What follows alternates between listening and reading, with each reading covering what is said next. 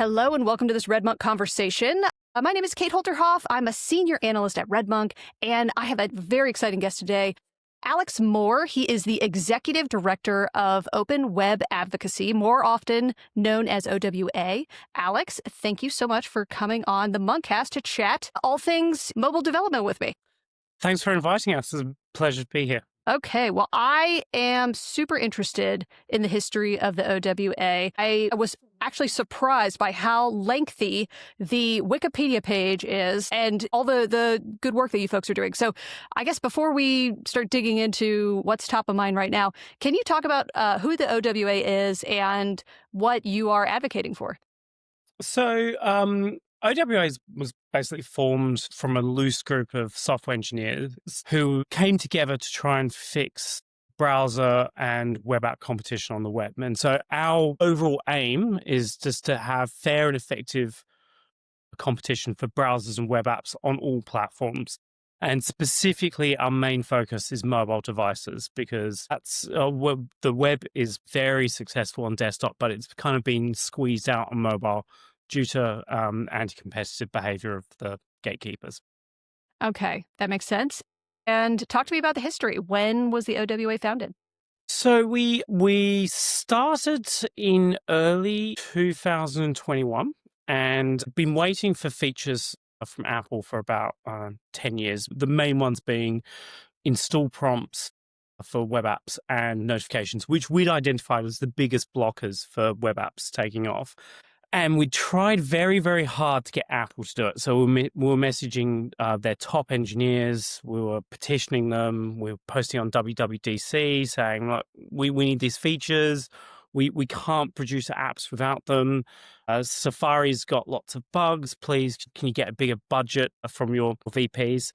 And we kept pushing for that. And then we had made no progress. And it basically got stonewalled in terms of features and functionality. And then eventually we're like, oh, this isn't working. We better form a group. And then we did just a bunch of random engineers, and we got together and we started talking to regulators basically to say, look, there's this amazing potential for basically the entire app market, and it's been squeezed out by the gatekeepers. Could you look at intervening? And we started with the UK's Competitions and Markets Authority. And yeah, we started doing, having meetings with them. And then it kind of just snowballed from there. Okay. So you have mentioned Apple a few times. Why is it that Apple is at the center of this conversation rather than, say, the other mobile vendors? Yeah. So there are issues on the other on the other operating systems, but they just pale in comparison to the issues on iOS. The main thing is desktop. When you think about desktop software, it's good to take all the way back to the beginning. When you first had desktop software, you had Mac apps and you had Windows apps, and gradually over time, on desktop, the web started occupying a greater and greater percentage of people's time on their computers, to the point where over a decade, eventually I think it's got to 70%. So 70% of all usage on a desktop computer is either in a tab in a web browser, or it's a web app which is wrapped in a native app. Now with mobile, when mobile came out, the original when the smartphones came out, and Apple brought out the iPhone, the only apps you could install were web apps. So then the first version, it wasn't until I think it was iOS 2 that the App Store came out, and they started to sell native apps. And along with it, changed the distribution model of software. Rather than, you can go to a website, you can download the software from anywhere. They were like, right, you can only get the software from us, and we're going to charge you 30%. And then what happened was they then paired it with banning all of the other browsers. Now, they did that by having a clause in their App Store rules that said 2.5.6, all browsers must use the WebKit framework or WebKit engine. And what that essentially means is if you imagine, say, with Mozilla or Chrome or any of the other browsers, you've spent the last, 10, 15, up to 10, 15 years building your browser, and Apple say you're not allowed to use that code. You have to build a brand new browser around a component that we have 100% control over. So they have 100% control over the viewing area. Now, the problem with that is that they then underinvested in Safari very, very significantly, to the point where Mozilla was far outstripping Safari in features and functionality. And because of the underinvestment, it became full of very major application breaking bugs. So it made it, you couldn't build a viable mobile app in Safari. And then there's no competition. So there's nobody else pushing them to improve. At the same time, they're putting features and functionalities into their native ecosystem, which made it stronger and stronger and stronger and stronger, while the web apps got weaker and weaker. And so when a business comes along and they say, right, we're going to build a web app or we're going to build a native app, there is no choice. You have to build a native app, because if you want the stability or the functionality or the ease of install, you have to go to native. But it's all artificial. Now, there are problems on Android as well. I mean, you can, at least by Chrome, which is I think got a 90% share on Android, you can actually install web apps properly, and they can appear as real apps, and there's an easy path to install them. But because they're not viable on iOS, and iOS is the majority of the wealthy users, if you're a business, that's a non-starter. So any business going in is going to go for native for iOS. And if they've already gone for native on iOS, they're very likely going to choose native for Android as well. And so iOS is the primary blocker for getting competitive web apps off the ground. I just published a piece on WebAssembly, and one of the more humorous comments that I saw about why WebAssembly just, isn't viable right now for a lot of developers is the quote, "ghost of Steve Jobs." And I like that, because when I was on Can I Use and trying to figure out if WASM was supported in Safari, it says yes.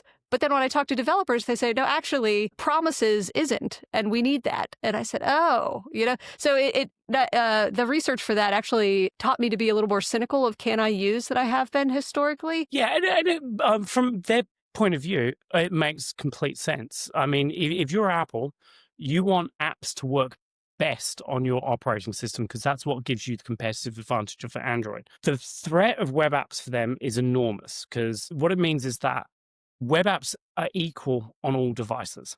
And so if you build a web app, it's going to work equally on Android. I mean, without these blockers. And it's going to work equally on Android as well as iOS. And then that loses their competitive advantage. In addition, there's no app store fees. So I think they make about I think it's around $24 billion a year in app store fees at the moment. But obviously, if it's going via the web, they don't collect any of that revenue. The other thing it would allow for other competitors. So if you think about other mobile phone ecosystems, you're pretty much locked into, there's pretty much iOS and Android. And it's not really possible for a third or a fourth or a fifth competitor to come to the market, because you need that entire ecosystem set up. If web apps had been allowed to succeed and were the predominant form of apps, anybody could create a mobile device, because you'd have access to the library of apps that you need to be successful. And I'd argue that one of the reasons, say, Windows Phone didn't take off was because they didn't have the library of apps, and it was too much of an uphill battle to try and sell. Each of the developers, you got your app, you got your Android app. Can you now build a Windows app as well? Okay, and I feel like you're educating me about the terminology here. I always call them PWAs and progressive web apps, and you're just calling them web apps. Is there a distinction here that I'm not familiar with? No. I mean, they're kind of interchangeable. We use PW. Well, we refer to them PWAs as well, but at OWA we simplified it to web apps, just because Okay. we communicate with a lot of different audiences, Yeah.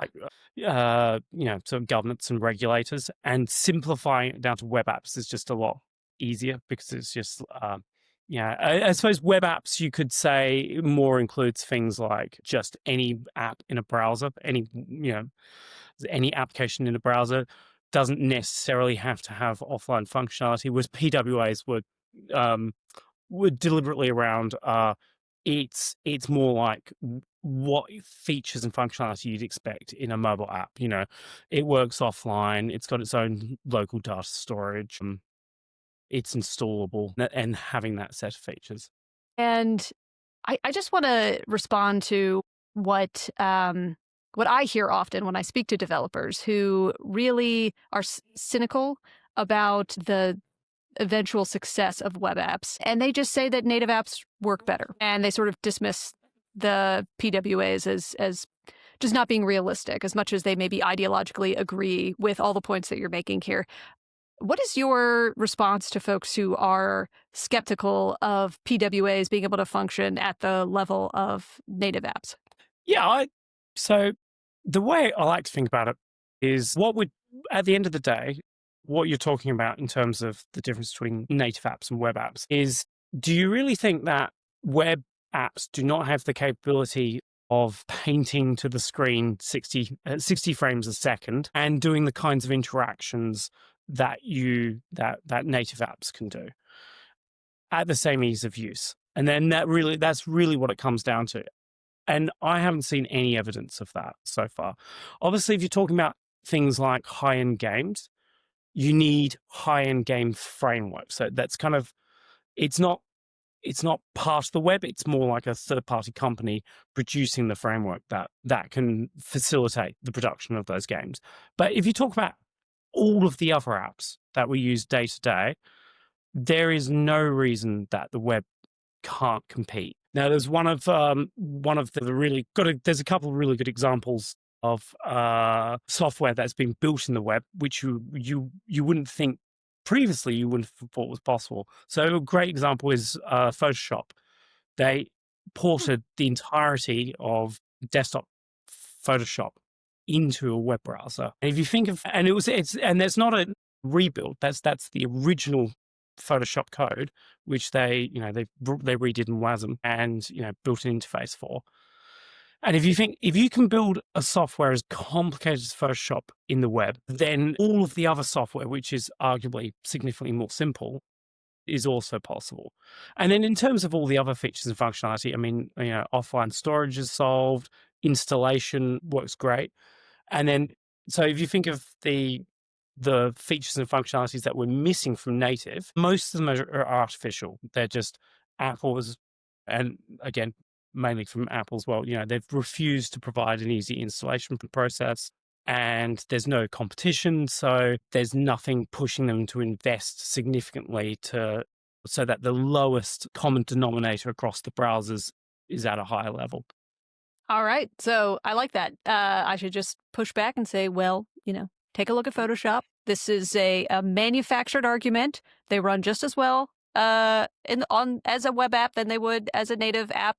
Okay, I like it. Yeah, and I'm thinking of data. Like, is there have folks run like comparisons? Are there benchmarks on this? I mean, yeah, well, obviously there's a lot of performance tools, so you can detect that. But the other point that I really like to drive home here is, imagine you have to build an app, and you've got to have a desktop app, an Android app, and an iOS app. mm-hmm. And essentially that means for a complex app, you're going to have 3 teams. Oh, yeah. And then you have your product team, and then, right, we design a new feature, and they're like, okay, we're writing it for the iOS version, we're writing it for the Android version, and we're writing it for the desktop version, which probably is web anyway. And we have to keep all those features and functionalities in sync. We have to maintain those functionalities. And it's this absurd level of complexity. Mm-hmm. Imagine that's all just one team for all 3. You got your product team and your web team. The quality of the software would go up because you only have to build one piece of software. And you suddenly don't have this complex distribution process where, oh, we've done an update. Now we have to go and submit it to the App Store and wait a couple of days for it to turn up. You just update the code on your server, and then every client is already up to the latest version. And if you think about the benefits that would bring to the quality of the software, it's quite a lot. And not only that, one of the things that companies worry about a lot is this, the install funnel, like how we put an advert up, how many users click on the advert, and install our piece of software. One of the biggest blockers to that is any delay that you stick in that process gets users to drop off. Native apps are always huge. They're always like 100 megabytes, 150 megabytes. And so when somebody goes to install one of those apps, they have to wait quite a long time before they can actually use the app. Web apps can be installed practically instantly, because when you install them, the data can come in. The data for the app can be loaded at a later date. So what it means that for the installation process, you can get it down to fractions of a second, compared to at least 20-30 seconds on a good internet connection before you've actually got the app open, which would actually shift it heavily in favor of web apps, because the people working at these companies doing the statistics will be like, oh, we're getting more installs via the web app funnel than we are through the native app funnel. But again, it's all blocked via these sort of artificial barriers that Apple have put in place. Okay, so one of the things that I hear brought up by the folks at Apple pretty often is that having a moat around the App Store is a way of ensuring that these apps that users are interacting with are secure. And so I think security is sort of an important issue for us to take on here. So what is the OWA's position on PWAs not being secure, and the fact that WebKit is a way of ensuring that end users are going to be protected? Yeah, this is the one they bring up the most. Their argument, the basic argument they like to put forward is, we can't allow other browser engines because then we're not in control of whether they're secure or not. Now, one of my favorite quotes in relation to this is the UK regulator who conducted a very long investigation, and they hired external security teams to do the analysis as well. And they wrote, I quote, "The evidence that we have seen to date does not suggest that there are material differences in the security performance of WebKit and alternative browser engines." And in another report, they wrote, "Overall, the evidence we have received to date does not suggest the Apple's WebKit restriction allows for quicker and more effective responses to security threats for dedicated browser apps on iOS."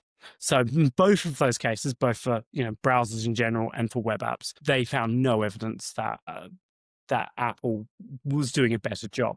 In fact, over time, I would actually say Apple has not done a better job. They've done a worse job, because one of the results of underfunding your browser for so long is bugs.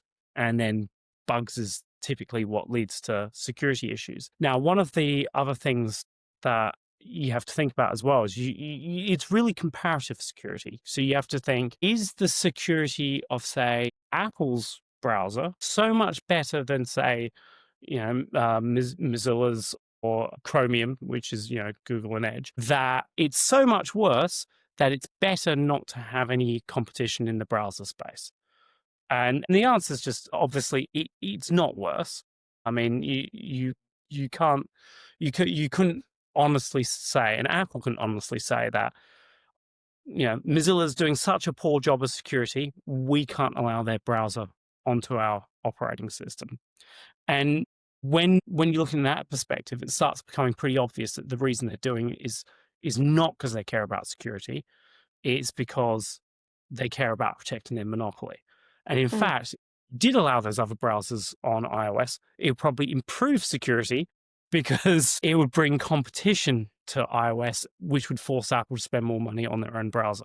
And then we'd get less bugs, and there would be less problems in Safari. Yeah, and I did see in the Register article that talks a little bit about the OWA from 2022. There were some actual bugs that are Apple. It took them like 57 days to fix because the release cycle is so much slower than some of the other browsers like Chrome. So yeah, stories like that certainly suggest that security is not necessarily what's differentiating Apple when it comes to apps and making sure that users are not going to be affected by some of these bugs, right? Yeah, and the other argument is that Apple likes to put forward is that in terms of web apps, is that, if we made the installation process easier for web apps, then that would cause security issues as well. We need to go through this vetted app store process, which is a really good one to go on, because you have to think, with the app store process, what are they actually checking? Because you've got an enormous number of apps coming in every single day. Do you really think that Apple's got a team of software security professionals going through each line of code to vet whether these apps are secure or not? And the answer is no, because it's just not possible. Like, I mean, you can't go through that volume of apps and actually check every line of code. In fact, from public reports, we know the App Store reviewers don't appear to have any sort of software qualifications at all. And so at best, what they're doing is that they're loading the app up, checking some automated tools, which could be run on everything. Oh, good, that could be run, automatically. And there was a great quote from one of the newspapers from Wired, and it was, "Few reviewers have technical backgrounds," the former employee says, "and their decisions are often subjective and vary significantly between reviewers. They're expected to work 10-hour work days, 5 days a week, and during these peak periods, it could go up to 12 hours a day." Phil Schiller, who's an Apple executive, concerned that conditions might be perceived as exploitative, similar to a sweatshop environment. Oh, wow. And so that's the conditions under which the App Store is run.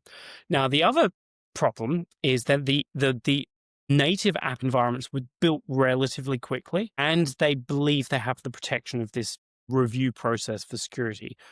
So the entire native environments aren't as protected as well. They're not sandboxed as well anywhere near like the web.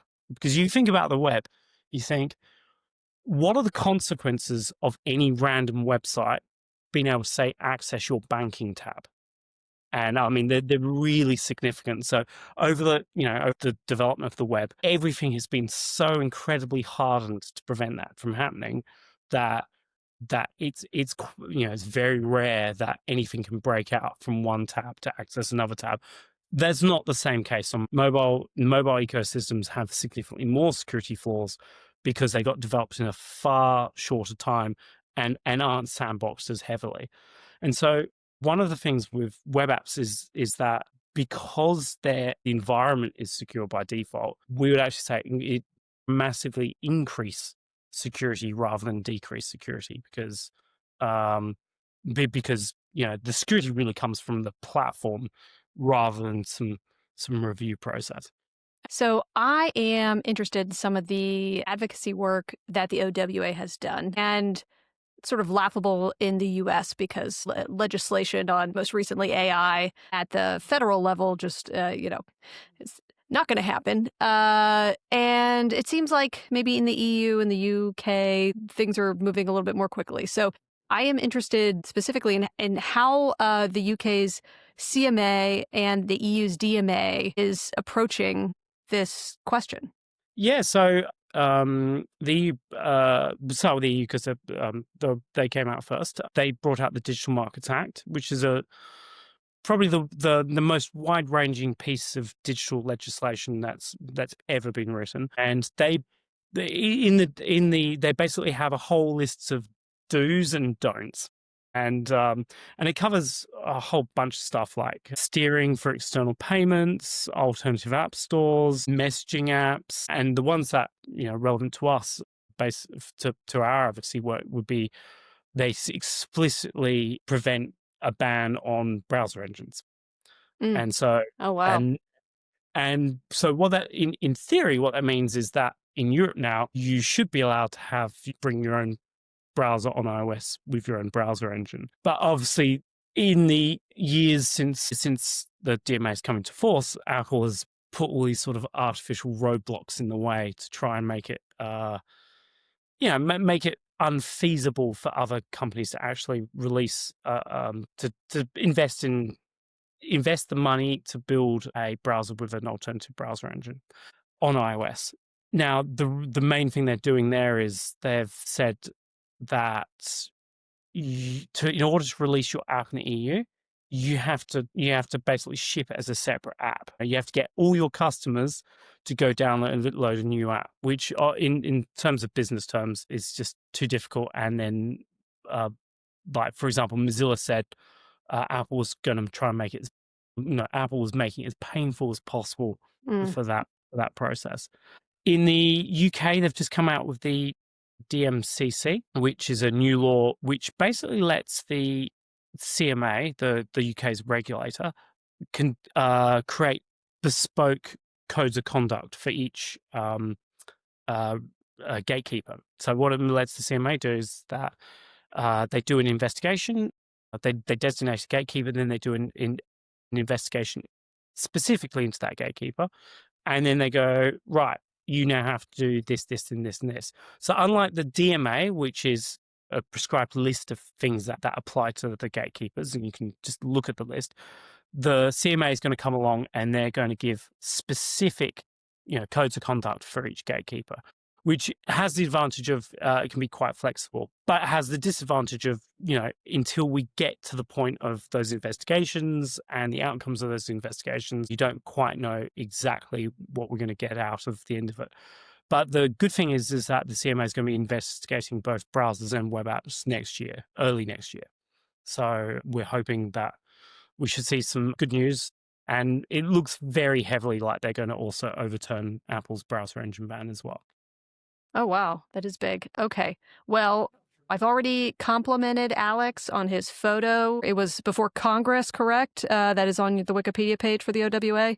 No, it's not Congress. That was the workshop. That was a Digital Markets Act. It was, they organized the EU Commission organized, they invited Apple and us and several other parties to basically get in the room together and then discuss the compliance or lack thereof of the Digital Markets Act. Oh, man. And so are you coming in again to the same room to discuss this in the new year?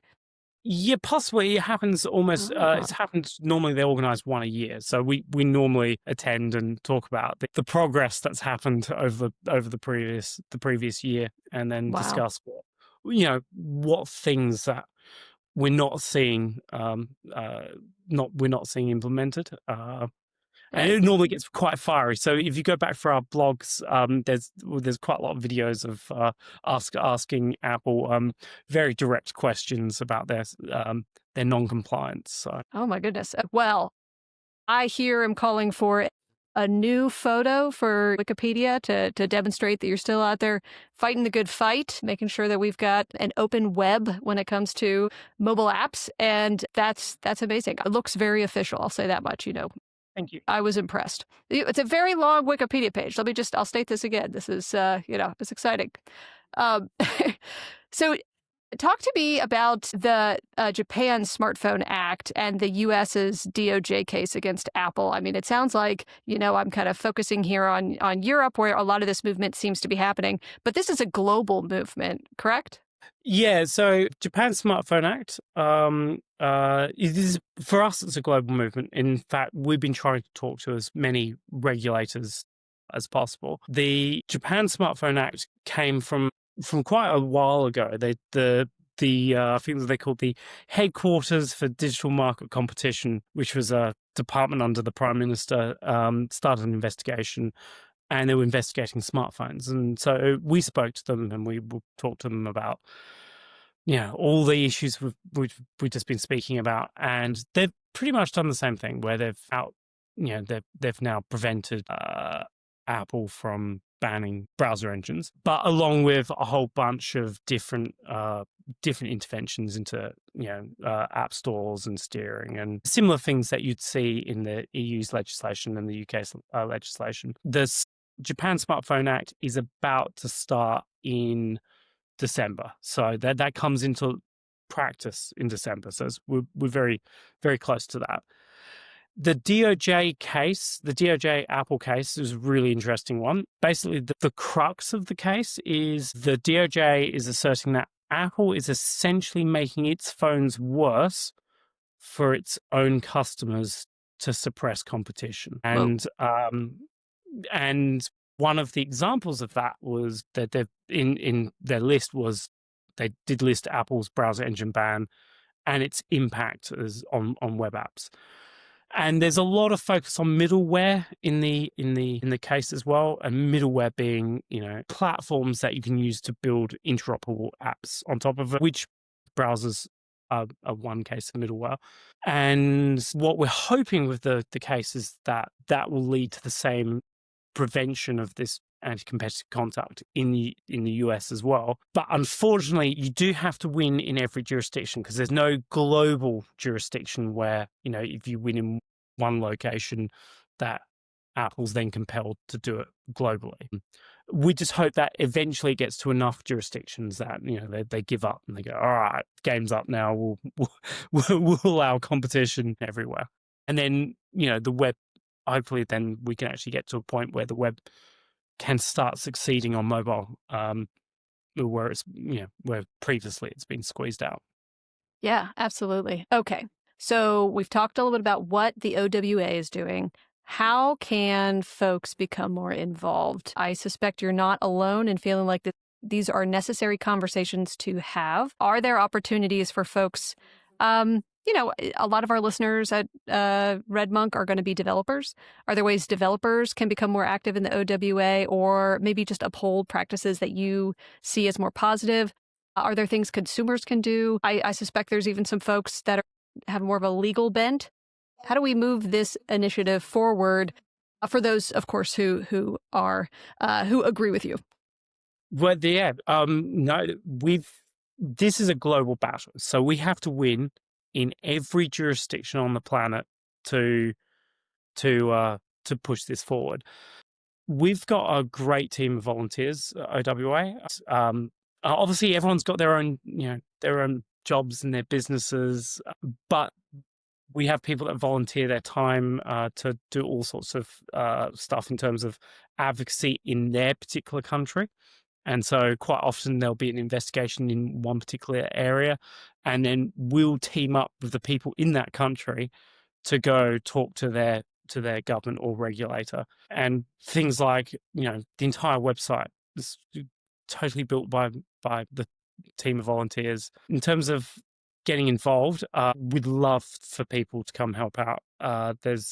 We run a Discord where we hang out every day, and we'd love to help with individual advocacy in terms of in each of those jurisdictions, and also if people want to get involved in more of the regulatory stuff, we also invite that as well. So if people are really passionate about the legal side or writing documents, there's definitely something with responding to regulators, writing to regulators. It's something we'd love to get help with. And OWA is a predominant volunteer run effort, so it's what we rely on.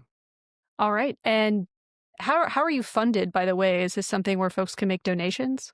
Yeah, we do have a donations page just on our website. So originally, the first couple of years, we were completely unfunded, but it turned into such a sort of major operation that we had to start trying to do some fundraising. We got a very generous donation from Jack Dorsey's foundation, and that kept us going for quite a few years. See if there's we're always looking to get more funds, because obviously it's a big job. So if anyone wants to donate, they can go to our website and visit the donate page, and it'd be greatly appreciated.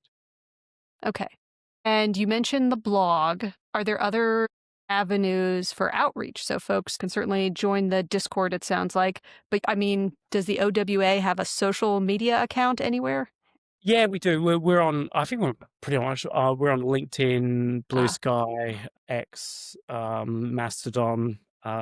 I think they're the main ones moving on. And obviously, we're also contacted by email as well. So if anyone has specific ideas about their particular jurisdiction, they can always reach out to us.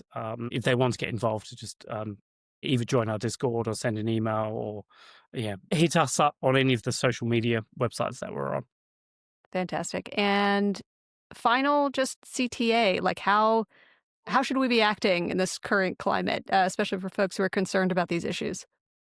Well, I think that the main thing is not to put up with the status quo.